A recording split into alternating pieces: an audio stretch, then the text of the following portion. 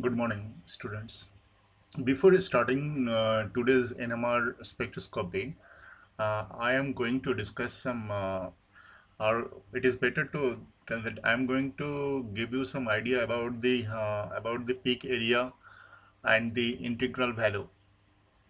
It is actually the area in between in the peak in the peak is actually the integral value or intensity of that particular peak.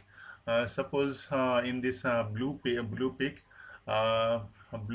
if it is a singlet, then uh, the integral value of this peak is total the green outer area plus blue area is the total integral value of the particular peak. uh, and if this is another peak another peak, if it is for another proton, it is also singlet, then this this sky color and the green color total is the integral value. Similarly, if some proton are coming as a triplet, then I colored is here in different to understand to get an idea that the total area, this this total area of three peaks is the integral value of that environment or particular type of protons of this triplet. So total area, uh, this inside area and this inside area total. And the peak ratio is the if this small peak is suppose one corresponds to one or on proton, then how much the multiplication of this area of this proton, and that is ratio. If this is one, and this inside area is uh, three times smaller than this one, then this proton will be indicates one proton and this proton will be three proton. Similarly, this triplet will be suppose six proton with ratio of this single proton. So like this, we are measuring the integral value. It is actually in a ready-made software, FID software. It is automatically all everything is ratio can be calculated. Just you have to arrange the area. So it will be like that. It will automatically it will come that this is if this is one, then correspond to this one, how much this will come. So no need to take too much tension. It is already done in the software. So if this one is it the software is automatically calculate the ratio of these three peaks. And another thing, if this is triplet and this is singlet, when we spatially indicates the triplet, singlet, doublet, or quadruplet or pentate, then we will write a single value. Single value, the middle value we will take this black dot. You can see I put in black margin here.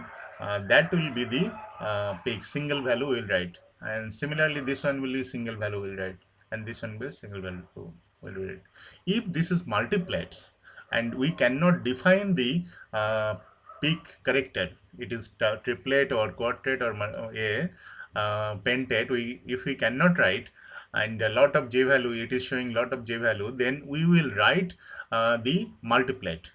If we write the multiplet, then we will write the range.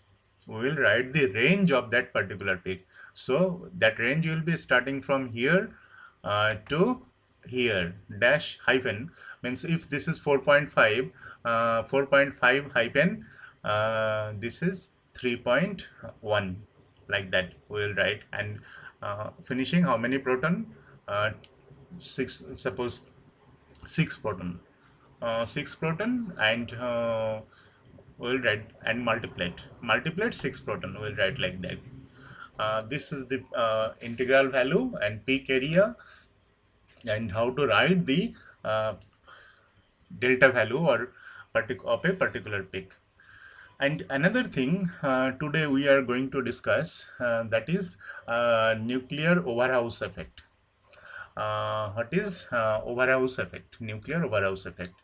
Uh, Suppose we know that the environment of two particular proton, if they are 3 bond apart, they are 3 sigma bond apart, they are influencing each other to their peak value.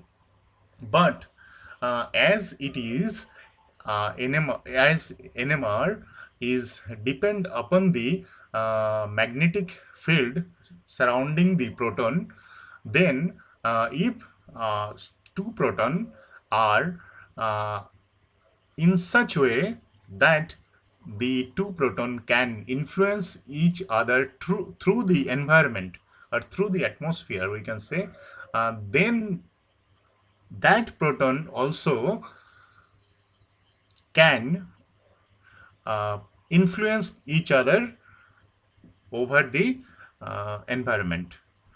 So over the electron cloud. So one electron cloud of on hydrogen is influencing the other. The nuclear overhouse effect is a great value in the studying molecular geometry of the compound. It's tell whether the two proton are in close proximity. Close proximity, if they are close proximity, then they will influence each other. Proximity within the molecule or not. In an important consequence of this effect is that the line intensity observed in the normal spectrum may not be the same as in the decoupled spectrum. Consider a molecule in which two protons are close enough to allow through the space. Here, whatever we are telling, through the space or through the space, interaction of the fluctuating magnetic vector. Means their cloud, electronic cloud, is interacting with each other and fluctuating the magnetic vector. For example, the number of intervening bond between the two concerned proton have no significance here. So in this example, we can see there are a lot of bonds between these hydrogen. So 1 sigma bond, 2 sigma bond, 3 sigma bond, 4 sigma bond, 5 sigma bond, and 6 sigma bond apart.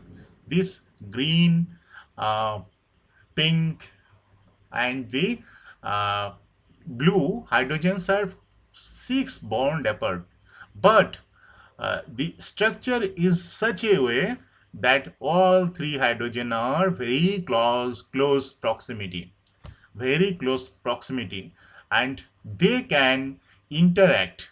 Or their electron cloud of surrounding the hydrogen can interact through the space, and they can influence each other, and then that influence can fluctuate the magnetic vector of each hydrogen.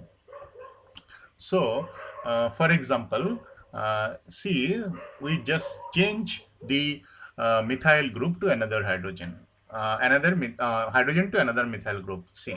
So here this 2 methyl cannot be this side, so it will be such a way, this is almost a fixed structure. So this hydrogen definitely close to this Ha hydrogen definitely will be close to the Hb hydrogen. So consider this is a hypothetical molecule. Maybe we can prepare this molecule. Suppose a hypothetical molecule like this molecule.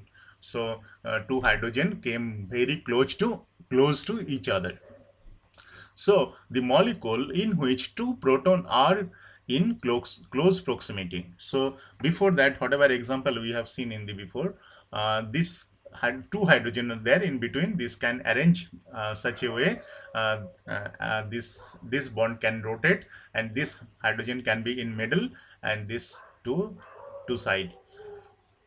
But here we can see there are two methyl group.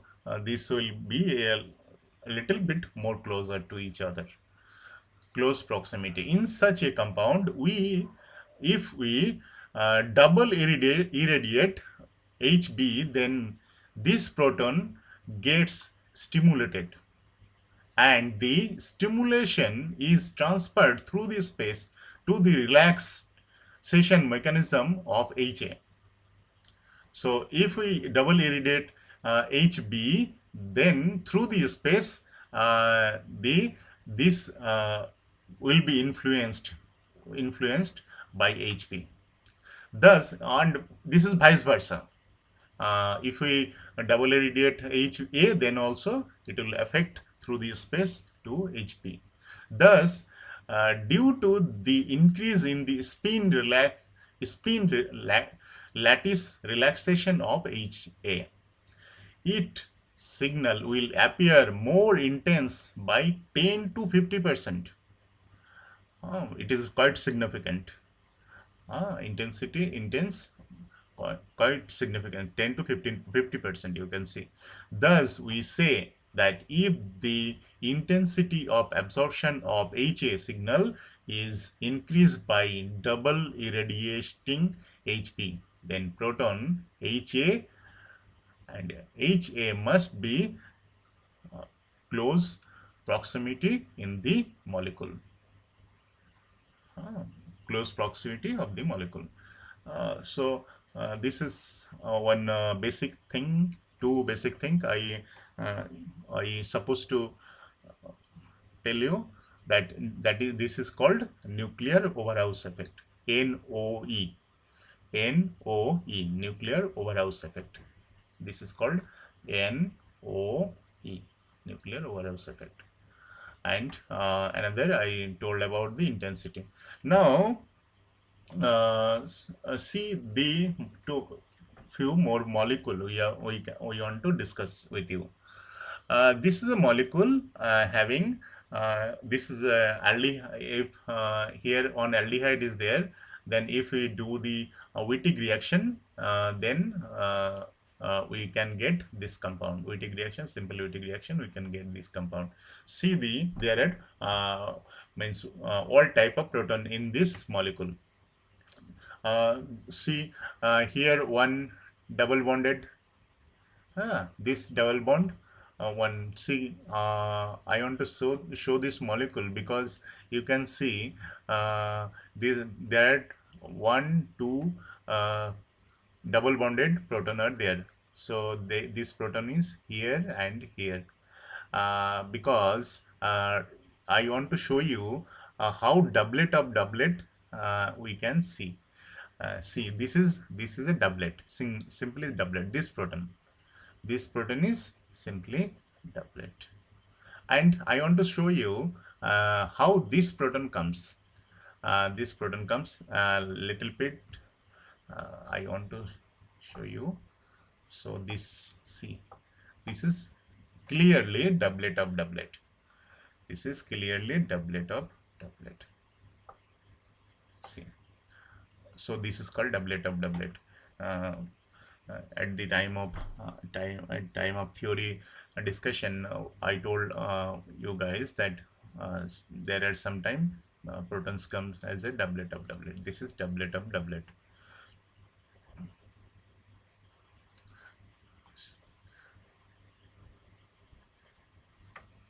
Okay.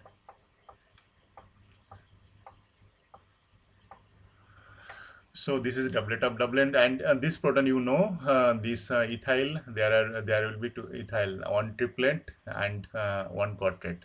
See, this is a uh, this is a triplet attached to oxygen, and there will be one. See, this two will be quartet. So this is a quartet, and there will be 1.2 triplet. This actually merge. Yeah, this one is triplet. So any ethyl group gives this type of peak. One quartet, one triplet. See, CH3, CH2O. Any ethyl group attached, that will give like this peak. And whenever some benzyl group is here, this here benzyl OBN, OBN having one CH2 attached to benzene ring, and this is the indication of that benzyl CH2 proton, this singlet benzyl CH2. And the next is another CH2. This CH2. This CH2 will be definitely a triplet. This is that CH2. That CH2. And this is the methyl. This is the doublet. This methyl is doublet. And one another thing, this compound having little bit another isomer. So all the peaks having little this, see here one very little, means maybe very less percent, maybe 1% or like that. The other isomer is there. So very little it's come. In another, if you do another 3-4 step, this will vanish. This will not come. So this is a practical NMR. And if you reduce this molecule, suppose if you reduce this molecule with lithium borohydride, then this how this come? Let's see. This definite. You can see the difference. All the double bond gone. See, this two missing, double bond, no double bond. And if you reduce, then this ethyl will be also go. And see, same molecule. So how many these peaks are there? This is the CH2, this CH2, the chiral CH2, and see, this came now, these two now come closer to each other. See, this one and this one came closer to each other. See, so this is OBN attached triplet, and this is OH attached triplet. Both are triplets. See, and this is the benzyl, the O OCH2 phenyl, OCH2 phenyl. That CH2 means benzyl CH2. This is singlet, and the benzene, all 5 proton came here. So this is actually this is integral value. This is the integral value. The height, actually we have measured the height. This is 5 proton. From this side to this side, 5 proton. So you can see, if this is 5 proton, then this is 2 proton. Definitely you can see. It means this is 2 and 2 and 1. This is height. And see, this is 4 proton. So 4 proton, so 2 and another 4 proton. And rest is here, and this is another 3 protons. See, this is 3 proton. So sometime, actually, if some other peaks are coming in with that in that impurity, that impurity will also show in the integral value. So sometime it is coming a little bit difference. And we in the last video we discussed that we always take as a whole number. So if that is coming as 3.3, 3.2, we will not let it 3.2. It will be 3. We will calculate that as a 3. Then if this is 3, if this is 3 proton, then comparatively how much compared to that? So we that will automatically that will come. And see, I want to show you the aldehyde. This compound, just stepwise reactions. This this one, if you oxidize this compound, so this is OBN protected, OH protected with OBN. So definitely this will oxidize. So if you do the Swan oxidation or some DMP oxidation, better Swan oxidation, simple aldehyde, you can do Swan oxidation. So there is will no problem. Uh, so if you do the Swan oxidation, then you will see missing of this two, this triplet. There will be missing of this triplet, and aldehyde will come. Let's see. This is the oxidation of that. As I show. So one, two, 1 2, and this will be now oxidized. So this will be missing, and aldehyde will come. See, this is the aldehyde, and you can see this came as a this is 8 9 2 4 6 8 9.8.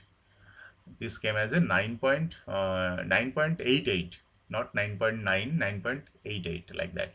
9 point, not 9.88, 9.22 value to 9.778, like that, little less than 9.8. So and here you can see one triplet is missing here. This was the triplet. This actually oxidized. So one triplet missing here, and one aldehyde came over here.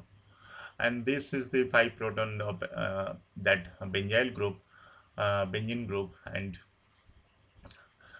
the this is the benzyl proton. You can see all the three having the same little bit shifting of that proton, that 2 proton, and this, see, there will be no change of this. So this is came much clear now. This proton is much clear. The earlier proton little bit junk came all over the there, but once aldehyde came, its polarity is much less. So all the impurity came out from the molecule, and see all the major other proton you can see here. Now, just I want to show you all 3 molecule. The this benzyl proton, actually this is the indication of that molecular series. So this benzyl proton, just follow the 4.5 mole, 4.5, 4.5. Just follow 4.5. See, this is 4.5, again 4.5. See, again this is 4.5. So uh, uh, all nothing change. You can see this all these 3 NMR there are which proton didn't change, where the reaction didn't happen actually. So this group not change, so attached to this not change, and this methyl not change ekdam, right. And see, this benzyl never not change, and phenyl not change. Other this vanish in the first reaction. 2 double bond, there will be no double bond, you can see. So like that you can compare the NMR. If you know one NMR and you do what reaction you are doing, so next NMR is guessing is not a very difficult task in the synthetic lab. You can compare the molecule. And for your knowledge, I want to show the IR spectra of this molecule. See, this clear, 1714, the IR spectra of the molecule. We know that aldehyde comes at 1720, like that. This came 1714. So for today, this 3 spectra is good. Tomorrow I will do some problems, 1 or 2 problems, so that you can have an clear idea how to solve the problem of NMR spectroscopy. First we will take a molecular formula and a spectrum, and we will zoom out the spectra and single peak. We'll take single peak, and we will try to solve the uh, solve the spectra, and how the structure of the molecule come from the spectrum. And opposite also we can opposite actually we already discussed, so we will try to solve the spectra, and from this spectra we will get some structure of that molecule. Okay, thank you for today. Thank you very much.